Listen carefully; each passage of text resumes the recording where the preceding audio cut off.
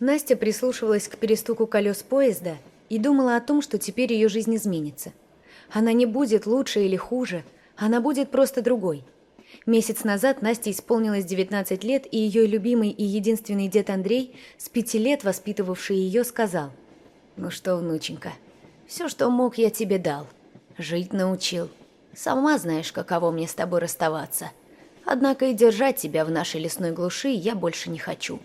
Вот деньги. Я собрал тебе, на первое время хватит, а там уже видно будет».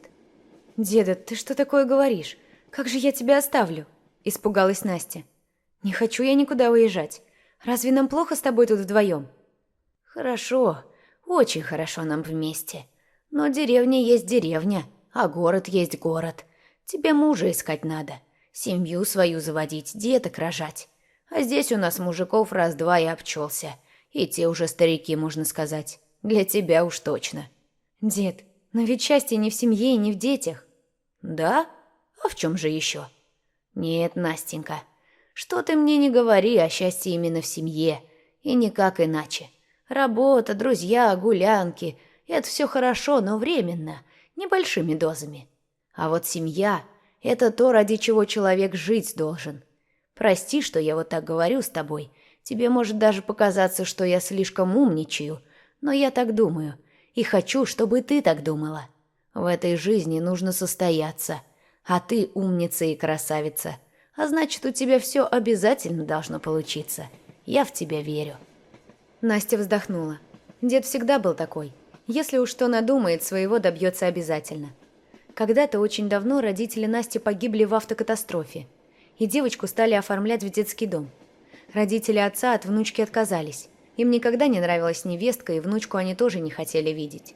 А вот Сергей Геннадьевич, мамин папа, как только узнал о случившемся, сразу приехал из своего таежного поселка, где работал лесником, и добился того, что Настю отдали ему на воспитание.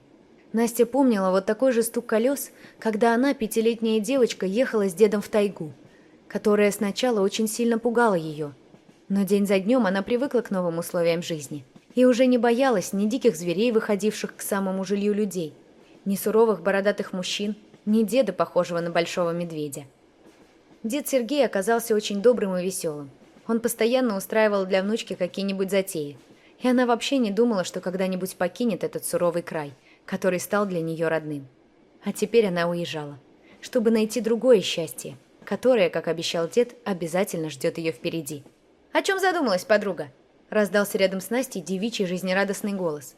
Она повернулась и увидела миловидную девушку, свою ровесницу, которая улыбалась, также внимательно разглядывая Настю. «Ну что молчишь? Давай знакомиться. Меня зовут Лариса, и я до чертиков рада, что уезжаю, наконец-то, из этого захолустья, будь оно неладно». Настя назвала свое имя и вздохнула. «А вот мне, представляешь, очень жаль уезжать отсюда. Я жила тут с дедом, он очень хороший. А родителей у меня нет. Вот стою и грущу». «И зря. У меня вот и мать есть, и отец, и бабушка с дедушкой. Короче, полный комплект», – охотно рассказывала Лариса. «И ты не представляешь, как я рада свалить отсюда. Достало тут все. Вообще нет никакой жизни. Жениха нормального не найти. Одни алкаши подзаборные и престарелые ухажеры. Валить отсюда надо, подруга. Валить. И ты даже не сомневайся». «Вот и дед мой такого же мнения», – тихо произнесла Настя. «Правильно мыслит твой дед. Видать, мудрый дедок-то. Он тебе счастья желает. Ладно, чем собираешься заниматься?» «Еще не знаю. Постараюсь найти какую-нибудь работу», – проговорила Настя. «Потом подберу курс и буду учиться. Как-то так. Если честно, Лариса, я очень боюсь». «Понятно. Тогда считай, что тебе повезло. Со мной не пропадешь, подруга. Смотри, мой дядя работает комендантом общежития при фабрике по производству изделий из кожи и кожзама. А его жена, моя тетка, трудится в одном из цехов этой самой фабрики мастером. Представляешь, какой у меня блат? Я вот как приеду, так сразу обеспечена и жильем, и работой. Присоединяйся, ты мне понравилась. Мы подружимся, правда. Попросим дядю, и он поселит нас в одну комнату. Будем жить припеваючи, Настюха. Только условие». «Какое?» «Женихов у меня не отбивай, а то ты вон какая красивая». «А ты?» «А я что? Я девка дородная, деревенская. А таких, как я, парни как черти от ладана разбегаются». Девушки расхохотались и обнялись. «Боже мой, Лариса, как я рада, что встретила тебя. Я бы точно там пропала одна. А теперь верю, что у нас с тобой все получится». «Еще бы! Конечно, даже не сомневайся. Дорогая моя, даже не сомневайся. Родственники Ларисы встретили девушек приветливо, и первые несколько дней они жили в их квартире. А как только решился вопрос с трудоустройством и проживанием в общежитии, переехали в чистенькую и светлую комнату, где стали уже хозяйничать самостоятельно. Девушки вообще жили очень дружно, никогда не ссорились и делили бытовые хлопоты поровну. При всех достоинствах Ларисы она совершенно не умела готовить, и эта обязанность целиком и полностью легла на Настю. Однажды девушки гуляли по вечернему городу, наслаждаясь хорошей погодой. Как вдруг какой-то мужчина выдернул у Насти из рук сумочку и бросился бежать. Девушка закричала, и тут же наперерез к хулигану кинулся какой-то парень и сбил его с ног. Несколько тумаков успокоили отбивающегося негодяя. Потом он получил увесистый пинок и, прихрамывая, скрылся за угол. А к ошеломленным подругам подошел черноглазый красавчик и протянул Насте сумочку. «Ваша?» «Ой, спасибо большое. Как здорово вы с ними справились. А тут у меня все, и деньги, и документы. Что бы я делала?» Волновалась Настя. «Ну, не переживайте, теперь все позади. Думаю, он больше не будет заниматься такими делами. А нам с вами я предлагаю познакомиться. Меня зовут Никита, и я приглашаю вас, девчонки, в кафешку. Посидим, пообщаемся». Девушки охотно согласились и вскоре дружески болтали с новым знакомым, рассказывая ему о себе и расспрашивая о нем. Никита много шутил и смеялся, а потом позвонил своему другу Алексею и пригласил составить им компанию. Как-то сразу стало понятно, что Никите больше понравилась Настя. Поэтому Лариса, улыбнувшись присоединившемуся к ним Алексею и нисколько не смущаясь, взяла его под руку и уже не отпускала от себя. В тот вечер Лариса не вернулась ночевать, а утром взахлеб рассказывала подруге, что у Леши своя двухкомнатная квартира, доставшаяся ему от бабушки, и что он владелец небольшой шиномонтажной мастерской. Конечно, Алешка не такой красавчик, как Никита, но мне нравится. Тем более, что ночью он был на высоте. «Как ты можешь вот так сразу?» – удивлялась Настя. «А что такого? Я обет целомудрия не давала. И вообще, прежде чем выходить за него замуж, я должна знать, насколько мы подходим друг другу». «Он что, тебя и замуж уже позвал?» – ахнула Настя. «Ну нет еще, но позовет, куда денется. Это дело времени. А я уж своего не упущу». Щелкнула пальцами Лариса и расхохоталась. Настя тоже смеялась вместе с подругой. Неунывающая Лариса всегда заражала ее своим оптимизмом, и от этого становилось так легко и светло на душе, что девушка не переставала благодарить Бога за такую чудесную подругу. Прошло полгода. У девушек все было прекрасно, и на работе, и в личной жизни. Лариса теперь часто ночевала у Алеши, а Никита оставался у Насти, и она знала, что он собирается сделать ей предложение, и была счастлива. Но все рухнуло в тот день, когда на пороге ее комнаты появилась ухоженная женщина в дорогой одежде и с перекошенным от гнева лицом. «Мой сын свадьбу отменил из-за тебя, стерва!» — кричала она на опешившую девушку. «Я не просто расстроена, я в шоке. Отец Никиты с сердечным приступом попал в больницу. И все из-за тебя, голодранка несчастная. Никита — преуспевающий мальчик, его ждет большое будущее. Но с тех пор, как он связался с тобой, забыл обо всем. Ты хоть знаешь, дрянь такая, что он собирался жениться? И его невеста – дочь мэра города. Да я тебя прям тут придушу, шалава. В общем так, гадина, если ты не исчезнешь из жизни моего сына, я разорву тебя своими же руками». Настя слушала мать Никиты, и каждое слово было для нее словно пощечина. Женщина давно ушла, хлопнув дверью, а Настя все стояла и не могла пошевелиться от пережитого шока. Через пару часов в комнату тихо вошел Никита и обнял плачущую девушку. «Я не знаю, что делать, Настя. Мать просто в бешенстве, и отец тоже. Он вообще свалился с приступом. Я и не думал, что для них это все так серьезно. Понимаешь, они все всегда решали за меня. И невесту мне выбрали сами, даже не задумываясь, нравится она мне или нет. Богатый человек у них априори не может быть плохим. А вот бедные все поголовно сволочи. Мать пригрозила, что если я тебя не брошу, она лишит меня всего и выставит на улицу. Но я не знаю, смогу ли я так жить и нужен ли я буду тебе». «Дело не в деньгах, Никита», — рыдая проговорила Настя. «Мне жаль твоего отца. Его здоровье дороже, и если он умрет, ты меня никогда не простишь. А потому нам лучше расстаться здесь и сейчас. Езжай к отцу, не ломай им и себе жизнь. Они страдают». «А ты?» «А я переживу». Долго они сидели, обнявшись, и плакали оба. А потом Никита ушел от Насти, чтобы больше никогда не вернуться. Несколько дней Настя была сама не своя, и даже вечная оптимистка Лариса не могла успокоить ее.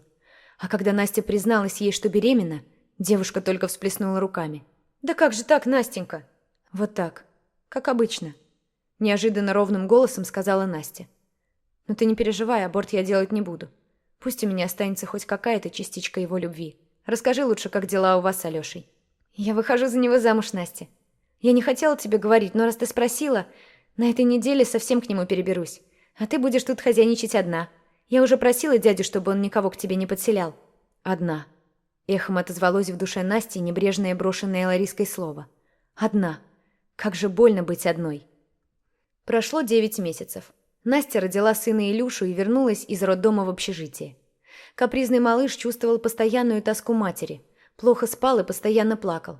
В конце концов, комендант общежития попросил Настю найти себе другое жилье. Вечно плачущий ребенок мешал остальным проживающим отдыхать и ночью, и днем. Собрав все, что у нее было, Настя съехала в самую дешевенькую однушку на краю города, которую только смогла найти. Квартирка была в старом бараке. Сняла ее Настя у каких-то алкашей по совету сторожа их общежития. А выхода другого не было. Не ночевать же на улице. Денег у нее больше не осталось. Не на что было купить продуктов. И вот Настя совсем опустила руки. У нее пропало молоко, а детское питание стоило так дорого, что она не могла купить его. Беспомощно девушка подносила сына к пустой груди, но откуда было взяться молоку, если сама Настя не ела уже 3 дня? Настя умирала. Ее новорожденный сын лежал голодный и кричал. Им некому было помочь. Но вдруг раздался громкий стук в дверь. Неохотно девушка поднялась и открыла дверь. На пороге стоял ее дед. «Что ж ты, Настенька, не сказала мне ничего?» Напустился он на внучку, всплеснув руками. «Слава богу, твоя подруга Лариса мне написала. Адрес-то она не знала, ты ж не дала ей, запретила мне писать. Хорошо, что она знала название деревни. Вот на почту письмо прислала, а мне почтальонша и принесла. Господи, да что же это у тебя тут происходит?» «Дедушка, я умереть хочу. У меня беда, страшная беда». «Ну, будет, дочка, будет. Ишь ты чего удумала? Беда у нее. Ты беды, дочка, не видела, и слава богу». «Нет, милая моя, тебе вон о ком заботиться надо. А ну-ка, давай, садись. Сейчас я тебя кормить буду. А это смесь я для правнучка купил. Тут вот все, и бутылочки, и памперсы. Это ж кто тебя научил руки-то опускать? Я тебя такому не учил. Ай-яй-яй». Целую неделю дед Сергей выхаживал внучку Настю и правнучка Илюшку. А когда они окрепли, увез их домой, в свою деревеньку. Там Настя совсем отошла. Снова похорошела, поправилась, научилась радоваться жизни и своему сыночку. А потом случилось настоящее чудо. Однажды возле их дома остановилась машина, и оттуда вышел Никита. Он решительно направился к дому, а когда увидел Настю, упал перед ней на колени и стал просить прощения за все. «Я отказался от всех, уехал, и больше туда не вернусь. Я хочу жить с тобой и нашим сыном. Я люблю вас и никогда больше не оставлю. Ты простишь меня, любимая моя?» «Как ты узнал, что я здесь?» – спросила Настя. «Я искал тебя в городе, но ты уехала. Лариса подсказала мне твой адрес. Она, кстати, Алёшке двойню родила. И обещала, как только дети подрастут, приехать в гости. А теперь покажи мне моего сына. Я так хочу его видеть». Дед Сергей, как увидел Никиту, так и засиял от радости. «Неужели смог оторваться от мамкиной юбки? Неужели решился?» – подшучивал он над Никитой. «Смог, дедушка Сережа. Ради Насти и сына я все что угодно смогу». «Вот это правильные слова. Слова мужчины. Хороший ты парень, Никита.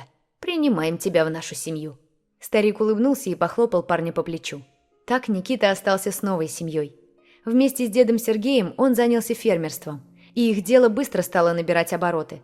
А когда же малышу исполнился год, в их дом пришли новые гости – отец и мать Никиты. Они попросили прощения и умоляли разрешить им увидеть внука.